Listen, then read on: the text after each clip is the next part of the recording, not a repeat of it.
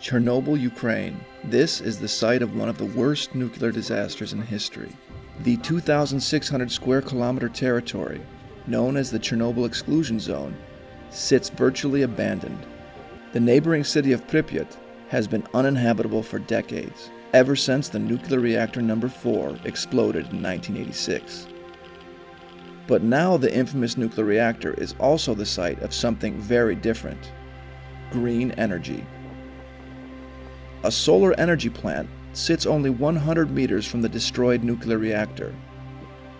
Today, two of Ukraine's most notorious nuclear cities, Chornobyl and Slavutych, are the sites of ambitious solar energy projects that help Ukraine move beyond its legacy of fossil fuels and nuclear disaster.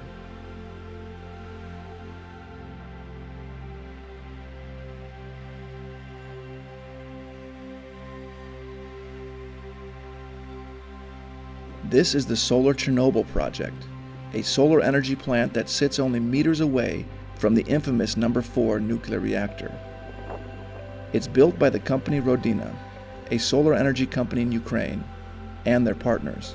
Solar Chernobyl is a business project, but mainly it's a project of corporate social responsibility of Rodina and German company Enerpark. The idea came to us because we wanted to show that it is possible to use the contaminated area in Chernobyl nuclear power plant. And this is the first investment into Chernobyl area since 1986. And this is our example how contaminated and abandoned territories can be used for the benefit of humanity. While a 1 megawatt solar plant may be small in terms of energy production, it symbolizes something far greater. We wanted to show to other companies and basically to the business community, to other investors, that it is possible to invest here. It is possible to bring back territories which are no longer used to people. And for us, of course, it's a pilot project, and we want to scale the capacity up. We want to renovate this territory into a source of green energy generation. The company Rodina sees massive potential in the vast empty territory of the Chernobyl exclusion zone. This was the first step towards our strategy to develop 100 megawatt plot in Chernobyl zone, which is roughly 70, 80, 90 million dollars depending on the grid connection scheme. And we potentially see there the capacity up to 100, maybe 150 megawatt. But Chernobyl isn't the only nuclear city getting a solar makeover. The city of Slavutych was built for the evacuated personnel of the 1986 Chernobyl nuclear disaster. The nuclear city has continued to house workers of the Chernobyl power plant. Now solar energy is bringing a new life to the city.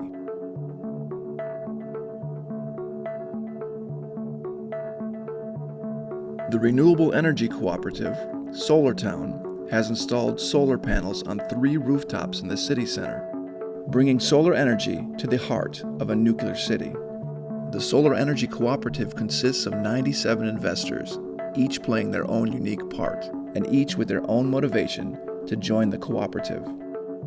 I want to show people that we can create a local economy. We can create it with your neighbors, with your communities. You can launch projects which are important for you. You can use this cooperative model as one of the models. For 5 years, Andriy Zinchenko has been preaching energy democracy and energy co-ops all over Ukraine. We had contact with Slavutych before because we were making a project called New Life of Nuclear Cities, the cities that serve the nuclear power plants. And we always said that these cities need to reinvent themselves, to bring new point of growth, to bring new meanings, to bring new means of earning money to those cities. Of course, like this small project, it cannot replace something larger, but I think there is a little bit spark of ideas. Okay, we can do solar here. What else? The project is made possible in part thanks to the progressive business climate of the local development agency in Slavutych. Наше предприятие позиционирует себя как площадка для сотрудничества власти, бизнеса и общественности. Это очень важно, что они нас тоже продвигают. Они о нас рассказывают следующим, кто может гипотетически нами заинтересоваться, нашим Славутичем, и зайти сюда и почувствовать тут, что мы готовы, открыты к этим всем инновациям, новым каким-то идеям. Business owner Volodymyr Kyrylyuk sees solar energy as the future of Ukraine. His company, Cryptor, manufactures support structures for solar panels. He was so excited by the Solar Town project that he initially offered to provide the materials at production cost. Україна бідна на водні ресурси, нам не світять гідроелектростанції. Ось вітер так само, у нас тільки не так багато місць в Україні, де можуть стояти вітряки. Залишається тільки єдиний варіант – це сонце. Сонце з кожним роком стає все більше. Просто гріх не використовувати цю сонячну енергетику. Volodymyr believes the project can help Ukrainians break from the Soviet mentality. Сама сонячна енергетика – це дуже цікавий напрямок для інвестування. Але так історично склалося, що в нас в країні дуже низька культура інвестування. Я вважаю, що сонячний напрямок – це один з напрямків, який може все-таки допомогти людям повірити. Marina Anoshenko is one of those investors. She grew up in Slavutych and likes what the project brings to the city. Ми вважаємо це надійною інвестицією. Мені дуже імпонує той факт, що цей класний проект реалізований в моєму рідному місті Славутич.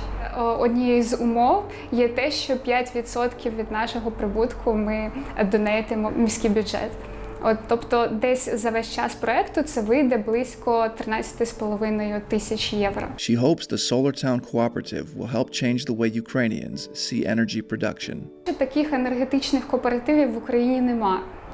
І це буде круто, якщо такі енергетичні кооперативи будуть будуватися по всій Україні. Це сприяє цьому розподіленій генерації. Тобто це добре, коли є багато власників маленьких кооперативів і коли люди можуть самі організуватися і придбати якусь послугу чи стати просто продюсерами електроенергії. Це круто.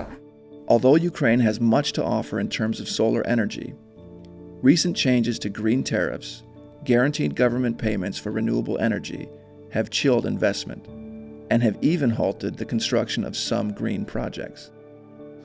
This initiative, which was introduced by Ukrainian government, will definitely move investors out of Ukraine. Yeah, this is the side we did. This is the side we did already, and this is what we want to do. And we are started right now from this side, but we had to stop due to new legislation. The challenge is the political situation here, and this unwillingness of the government to see that we are legitimate investors. Although changes to green tariffs may slow similar green projects in Ukraine, those involved in solar energy remain confident in its future. Definitely the solar energy future will be bright. It doesn't matter with this government or new one or another one, because it's obvious that solar and wind will be the only energy of sources to be really fast to be developed within the next decades.